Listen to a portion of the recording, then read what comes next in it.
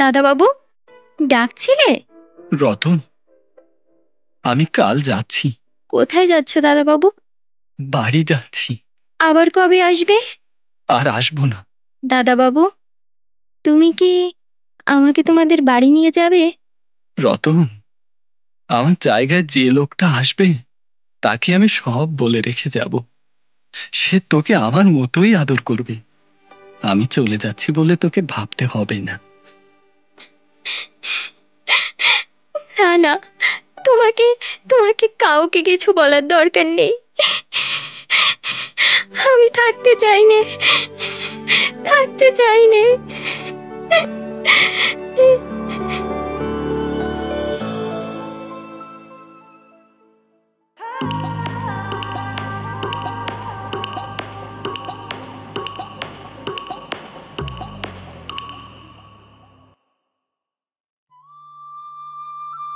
প্রথম চাকরিতেই পোস্টমাস্টারকে যেতে হয় উলাপুর নামে এক গ্রামে। গ্রামটা খুবই ছোট। পাশে একটা নীল কুঠি আছে। সেই কুঠির সাহেবই অনেক কষ্ট করে এই পোস্ট অফিসটা খুলেছেন। আমাদের পোস্টমাস্টার কলকাতার ছেলে। শহরের মাঝখান থেকে উঠে এসে এমন গণ্ডগ্রামে এসে তার অবস্থা যেন একেবারে অচেনা পরিবেশে পড়ে যাওয়া। একটা অন্ধকার টিনের ছাউনি ঘরে তার অফিস। পাশে একটা পুকুর আর চারপাশে জঙ্গল। কুঠির কর্মচারীরা নিজেদের কাজেই ব্যস্ত। তাদের সঙ্গে পোস্টমাস্টারের মেলামেশা হয় না। আর কলকাতার ছেলেরা এমনিতেই নতুন জায়গায় গিয়ে হয় খুব গম্ভীর, নয়তো একেবারে চুপচাপ থাকে। তাই এই গ্রামের কারোর সঙ্গেই তার ভালো করে আলাপ পরিচয় হয় না। হাতে কাজও বেশি নেই। কখনো কখনো কবিতা লেখার চেষ্টা করেন। সেসব কবিতায় লেখা থাকে, দিনভর গাছের পাতা নাড়া আর আকাশের মেঘ দেখে জীবন কত সুন্দর। কিন্তু ঈশ্বরই জানেন, যদি হঠাৎ কোনো জিন এসে রাতারাতি সব গাছ কেটে পাকা রাস্তা আর বড় বড় দালান তুলে দেয় আর মেঘও দেখা না যায়, তাহলে সেই কবিতা লেখানো ছেলেটাই হয়তো অনেক স্বস্তি পাবে। পোস্টমাস্টারের বেতন সামান্য। নিজেকেই রান্না করতে হয়। গ্রামের এক পিতামাতাহীন ছোট মেয়ে নাম রতন তার রান্নাবান্নার কাজ করে। দিনে 4 বার খেতে পায়। রতনের বয়স 12-13। বিয়ের কোনো সম্ভাবনা আপাতত নেই। সন্ধেবেলা যখন গরুর গাড়ি ফিরছে, ঝোপে ঝোপে শেয়াল ডাকছে, দূরে নেশাখোর বাউলরা খোল করতাল বাজিয়ে গান ধরছে, তখন পোস্টমাস্টার একলা অন্ধকার দাওয়ায় বসে থাকে। মনটা অদ্ভুত কেমন একটা করে। তখন সে রতনকে ডাকে, রতন, রতন। রতন দরজায় বসেই তার ডাকার অপেক্ষায় থাকত। কিন্তু এক ডাকে সে ঘরে আসতো না। বলতো, কি গো বাবু, কেন ডাকছো? হেসেলের কাজ পড়ে আছে যে। তুই কি করছিস? এখনই চুলো ধরাতে যেতে হবে হেসেলে। একবার তামাকটা সাজিয়ে দে না। তখন আর দেরি না করে গাল ফুলিয়ে কলকেতে ফু দিতে দিতে তামাক সাজিয়ে দিত। তখন পোস্টমাস্টার জিজ্ঞাসা করত, আচ্ছা রতন, তোর মা কেমন ছিলেন, মনে পড়ে? রতন বলতো, কিছু কিছু মনে পড়ে। মার চেয়ে বাবা বেশি ভালোবাসতেন। বাবা সন্ধেবেলা খেটে এসে ঘরে ফিরতেন। সেই দৃশ্যগুলো মনে আছে, পরিষ্কার ছবির মতো মনে পড়ে। ক্রমে ক্রমে রতন পোস্টমাস্টারের পায়ের কাছে মাটিতে বসে পড়ত। তখন তার মনে পড়ত, তার একটা ছোট ভাই ছিল। অনেক বছর আগের এক বর্ষার দিনে তারা দুজনে মিলে একটা ডোবার ধারে গাছের ভাঙা ডালকে ছিপ বানিয়ে মিথ্যে মিথ্যে মাছ ধরার খেলায় মেতেছিল। অনেক বড় ঘটনার চেয়ে এই সামান্য ঘটনাই ওর মনে সবচেয়ে বেশি ভেসে উঠত। এইভাবে কথা বলতে বলতে কখনো কখনো বেশ রাত হয়ে যেত। তখন আর আলস্য কাটিয়ে পোস্টমাস্টারের রান্না করতে ইচ্ছে করত না। সকালবেলার বাসি তরকারি থাকত, আর রতন তাড়াতাড়ি উনুন জ্বালিয়ে কয়েকটা রুটি সেকে আনত। ওতেই রাতের খাবার হয়ে যেত। কখনো কখনো সন্ধেবেলা সেই বড় আটচালার কোণে অফিসের কাঠের চৌকিতে বসে পোস্টমাস্টারও নিজের কথা বলতেন, ছোট ভাইয়ের কথা, মার কথা, দিদির কথা। প্রবাসে একলা ঘরে বসে যাদের কথা মনে পড়ে, যাদের জন্য মন কষ্টে ভরে ওঠে, তাদের কথাই বলতেন এই ছোট মেয়েটিকে। সেই সব কথা যেগুলো সারাদিন মনকে আচ্ছন্ন করে রাখে, কিন্তু নীলকুঠির লোকেদের কাছে কখনোই বলা যায় না। সেই কথাগুলোই তিনি একটা অশিক্ষিত ছোট মেয়েকে বলে যেতেন। তাতে কিছুই অস্বাভাবিক মনে হতো না। একসময় এমন হলো যে কথার মাঝে রতনও সেই সব মানুষদের মা, দিদি, দাদা, আপনজনদের মতো করে বলতে শুরু করলো। তাদের কথা বলার সময় তার মুখে একটা চিরপরিচিত ঘরের মানুষের আবেগ ফুটে উঠত। এমনকি তার ছোট মনেও সে কল্পনায় তাদের মুখের অবয়ব এঁকে নিয়েছিল। একদিন বর্ষাকালে মেঘ সরে গিয়ে রোদ উঠেছিল দুপুরবেলা। হালকা গরম হাওয়া বইছিল। রোদে ভেজা ঘাস আর গাছপালার শরীর থেকে এক ধরনের গন্ধ উঠছিল, যেন ক্লান্ত শরীর থেকে বেরিয়ে আসা নিঃশ্বাস গায়ে এসে লাগছে। আর কোথা থেকে যেন একটা পাখি সেই দুপুর জুড়ে একটানা কণ্ঠে খুব কষ্ট করে কোনো অভিযোগ করে যাচ্ছিল প্রকৃতির কানে, বারবার করুণ সুরে। পোস্টমাস্টারের সেদিন হাতে কোনো কাজ ছিল না। বৃষ্টিতে ধোয়া গাছের পাতার নাড়াচাড়া আর বর্ষা শেষে উজ্জ্বল রোদের নিচে ভেসে থাকা তুলোর মতো মেঘের স্তর, সব মিলিয়ে সে দৃশ্যটা যেন সত্যিই উপভোগ করার মতো ছিল। পোস্টমাস্টার সেদিকে তাকিয়ে ভাবছিলেন, এই সময় পাশে যদি এমন কেউ থাকতো, একেবারে আপন অন্তরের মানুষ, যার সঙ্গে মনের সব কথা ভাগ করে নেওয়া যায়, তাহলে কত ভালো হতো। ধীরে ধীরে তার মনে হলো সেই পাখিটা যেন আসলে সেই কথাটাই বলে যাচ্ছে। আর এই নির্জন দুপুরে গাছের পাতার মর্মর ধ্বনির মধ্যেও সেই কথারই প্রতিধ্বনি হচ্ছে। কিন্তু সে জানত না, বা জানার সুযোগও পেত না, একটা ছোট গ্রাম্য পোস্ট অফিসের সামান্য বেতনের একজন সাব পোস্টমাস্টারের মনে একটা দীর্ঘ ছুটির দিনে এইভাবে দুপুরের নিস্তব্ধতায় কেমন একটা ভাব এসে ভর করে। পোস্টমাস্টার একটা দীর্ঘশ্বাস ফেলে ডাকলেন, রতন। রতন তখন পেয়ারা গাছের নিচে পা ছড়িয়ে দিয়ে কাঁচা পেয়ারা খাচ্ছিল। প্রভুর ডাক শুনে সঙ্গে সঙ্গে ছুটে এলো। দম ফেলতে ফেলতে বলল, দাদাবাবু ডাকছো? পোস্টমাস্টার বললেন, তোরে আমি একটু একটু করে পড়তে শেখাবো। তারপর সেদিন দুপুরভর সে রতনকে অ আ ক খ শেখাতে লাগলেন।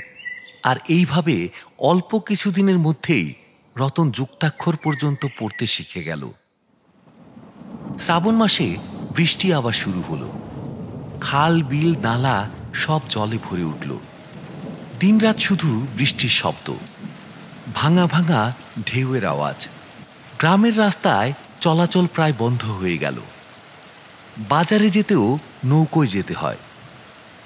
একদিন সকাল থেকেই টানা বৃষ্টি। রতন অনেকক্ষণ ধরে দরজার পাশে বসে ডাকের অপেক্ষা করছিল, কিন্তু অন্য দিনের মতো সেই চেনা ডাক না পেয়ে সে নিজেই বই খাতা হাতে ধীরে ধীরে ঘরে ঢুকল।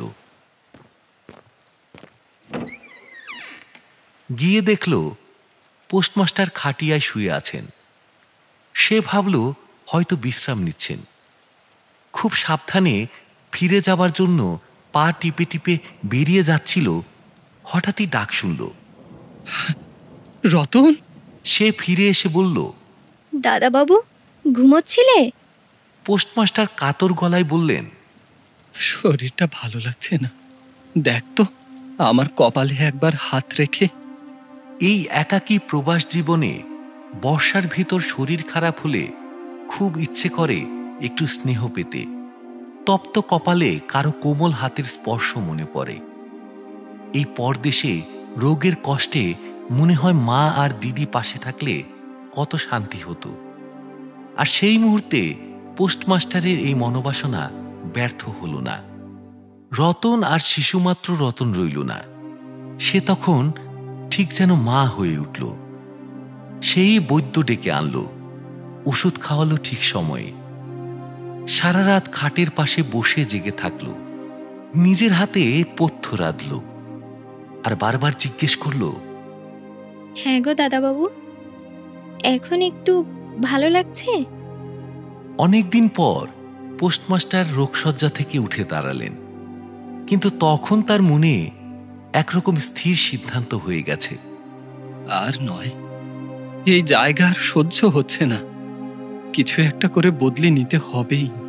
অসুস্থতার কথা বলে পোস্টমাস্টার তৎক্ষণাৎ কলকাতার কর্তৃপক্ষের কাছে বদলির জন্য দরখাস্ত পাঠালেন। রোগসেবা থেকে ছুটি পেয়ে রতন আবার দরজার বাইরে তার পুরনো জায়গায় ফিরে গেল, কিন্তু আগের মতো আর ডাক পড়ে না। মাঝে মাঝে চুপি চুপি উকি মেরে দেখে পোস্টমাস্টার কখনো চৌকিতে বসে, কখনো খাটিয়ায় শুয়ে, মনটা অন্য কিছুতে ডুবে আছে। রতন যখন মনে মনে ডাকের জন্য অপেক্ষা করে বসে থাকে, তখন পোস্টমাস্টার আসলে মন দিয়ে বসে থাকেন শুধু তার বদলির চিঠির উত্তরের জন্য। বালিকা দরজার বাইরে বসে তার পুরনো পড়াগুলো বারবার করে পড়তে থাকে। তার ভয়, যেদিন আবার ডাক পড়বে সেদিন যদি পড়াটা গুলিয়ে যায়, সে সব ভুলে না যায়, এই ছিল তার চিন্তা। অবশেষে সপ্তাহখানিক পর এক সন্ধেবেলা ডাক পড়ল। হৃদয় দুলে উঠল রতনের। সে ঘরের ভেতর ঢুকে বলল, দাদাবাবু, ডাকছিলে? পোস্টমাস্টার বললেন, রতন, আমি কাল যাচ্ছি। কোথায় যাচ্ছ দাদাবাবু? বাড়ি যাচ্ছি। আবার কবে আসবে? আর আসবো না। রতন আর কোনো কথা জিজ্ঞাসা করল না। পোস্টমাস্টার তাকে বোঝালেন যে তিনি বদলির জন্য আবেদন করেছিলেন, কিন্তু তা মঞ্জুর হয়নি, তাই তিনি চাকরি ছেড়ে বাড়ি ফিরে যাচ্ছেন। অনেকক্ষণ কেউ কোনো কথা বলল না। মিটমিট করে প্রদীপ জ্বলছিল। ঘরের একটা জায়গা দিয়ে বৃষ্টির পানি ফোঁটা ফোঁটা পড়ে একখানা মাটির পাতিলে টুপটাপ শব্দ করছিল। কিছুক্ষণ পর রতন ধীরে ধীরে উঠে রান্নাঘরে গেল রুটি বানাতে। অন্যদিনের মতো সে আর তেমন তাড়াহুড়া করল না। মনে হয় মাথায় তখন অনেক চিন্তা ঘুরছিল। পোস্টমাস্টার খাওয়া দাওয়া শেষ করলে রতন তাকে জিজ্ঞেস করল, দাদাবাবু, তুমি কি আমাকে তোমাদের বাড়ি নিয়ে যাবে? পোস্টমাস্টার হেসে বললেন, সেটা কি করে হয় রে? ব্যাপারটা তো অনেক কারণে সম্ভব নয়, কিন্তু কি কি কারণে সেটা সম্ভব নয় সেই ব্যাখ্যা দিতে তার প্রয়োজন মনে হল না। সেই রাতে মেয়েটির ঘুম ও জাগরণের মাঝামাঝি সময়ে পোস্টমাস্টারের সেই হাসি সুর, সেই কণ্ঠস্বর রতনের কানে বারবার বাজতে থাকল। ভোরবেলা উঠে পোস্টমাস্টার দেখলেন স্নানের জন্য জল ঠিকঠাক প্রস্তুত। কলকাতার অভ্যাস মতো তিনি তোলা জলে স্নান করতেন। যাত্রার সময় কখন ঠিক হবে তা রতন কোনো কারণে জিজ্ঞেস করল না। এই ভাবনা থেকেই যদি সকালবেলায় প্রয়োজন হয়, তাই রতন রাতের মধ্যেই নদী থেকে জল এনে রেখে দিয়েছিল। সকালে পোস্টমাস্টার স্নান শেষ করলেন। তারপর রতনের ডাক পড়ল। রতন চুপচাপ ঘরে ঢুকল। কিছু না বলে শুধু একবার চেয়ে দেখল প্রভুর মুখের দিকে আদেশের অপেক্ষায়। পোস্টমাস্টার বললেন, রতন, আমার জায়গায় যে লোকটা আসবে তাকে আমি সব বলে রেখে যাব। সে তোকে আমার মতোই আদর করবে। আমি চলে যাচ্ছি বলে তোকে ভাবতে হবে না। এই কথাগুলো নিঃসন্দেহে স্নেহভরা হৃদয় থেকে উঠে আসা, সে বিষয়ে কোনো সন্দেহ নেই। কিন্তু নারীর হৃদয় কে বুঝবে? রতন এতদিন ধরে প্রভুর অনেক বকুনি সহ্য করেছে, একটা কথাও বলেনি। কিন্তু এই মমতার কথা, এই বিদায়ের কোমলতা সে সহ্য করতে পারল না। হঠাৎ বুক ফেটে কেঁদে উঠল। না না, তোমাকে তোমাকে কাউকে কিছু বলার দরকার নেই। আমি থাকতে চাই না, থাকতে চাই নে। পোস্টমাস্টার এরকম ব্যবহার কখনো দেখেননি রতনের কাছ থেকে। অবাক হয়ে চুপ করে দাঁড়িয়ে থাকলেন। অবশেষে নতুন পোস্টমাস্টার এলেন। পুরনো পোস্টমাস্টার তাকে সমস্ত দায়িত্ব বুঝিয়ে দিলেন। বিদায়ের সময় রতনকে ডেকে বললেন, রতন, তোকে আমি কোনো দিন কিছু দিতে পারিনি, আজও কিছুই দিতে পারছি না। শুধু এইটুকু টাকা রেখে যাচ্ছি, তোর দিন চারেক চলে যাবে। পথে যা খরচ লাগবে তা বাদ দিয়ে বাকি সব বেতনের টাকা পকেট থেকে বের করলেন। এই কথা শুনে রতন মাটিতে পড়ে গিয়ে তার পা জড়িয়ে ধরে বলল, দাদা বাবু, তোমার পায়ে পড়ি, তোমার পায়ে পড়ি, আমাকে আমাকে কিছু দিও না। আমার জন্য কাউকে কিছু ভাবতে হবে না। এই বলে সে হঠাৎই ছুটে চলে গেল। পুরনো পোস্টমাস্টার দীর্ঘশ্বাস ফেলে হাতে কার্পেটের ব্যাগ তুলে নিলেন, কাঁধে ছাতা, মাথায় নীল সাদা ডোরা টানা টিনের বাক্স তুলে এক মুঠে নিলেন। তারপর ধীরে ধীরে নৌকার দিকে রওনা দিলেন। নৌকায় উঠলেন, নৌকা ছাড়ল। চারদিক বর্ষায় ফুলে ওঠা নদীর জলে ছলছল করছে, ঠিক যেন মাটির অশ্রু। তার মনে তখন এক গভীর বেদনা ছেয়ে গেল। রতনের করুণ মুখটা যেন কোনো এক বিরাট ব্যাখ্যাতীত বেদনার প্রতীক হয়ে উঠল তার মনে। বারবার মনে হতে লাগলো, ফিরে যাই, সেই অনাথ অসহায় মেয়েটিকে নিয়ে আসি। কিন্তু তখন তো নৌকার পাল তোলা হয়ে গেছে। বর্ষার নদীর স্রোত জোরে বয়ে চলছে। গ্রাম পেরিয়ে নদীর তীরে শ্মশান দেখা যাচ্ছে। নদীর ধারা ভাসমান পথিকের মনের মাঝে এক গভীর ভাবের উদয় ঘটায়। জীবনে কত বিচ্ছেদ, কত মৃত্যু আছে, কিন্তু ফিরে কি পাওয়া যায়? এই পৃথিবীতে আসলে কে কার? রতনের মনে কিন্তু এসব কোনো তত্ত্ব আসেনি। সে পোস্ট অফিসের চারপাশ ঘুরে বেড়াচ্ছিল, অশ্রু জলে ভাসছিল। মনে ছিল এক ক্ষীণ আশা, দাদাবাবু যদি ফিরে আসতো, তখন সে বন্ধনে বাধা পড়ে দূরে যেত না। আহ, এই বুদ্ধিহীন মানুষের মন, ভুল কিছুতেই কাটে না। যুক্তির অনেক কথা দেরিতে গিয়ে মাথায় ঢোকে। জোরালো প্রমাণ থাকলেও মন তাতে বিশ্বাস করে না, বরং মিথ্যে আশাকে দুহাত দিয়ে জড়িয়ে ধরে বুকের ভেতর আঁকড়ে রাখে। শেষ পর্যন্ত একদিন সে মিথ্যে আশা সব কিছু ছিঁড়ে হৃদয়ের রক্ত শুষে ফেলে রেখে পালিয়ে যায়।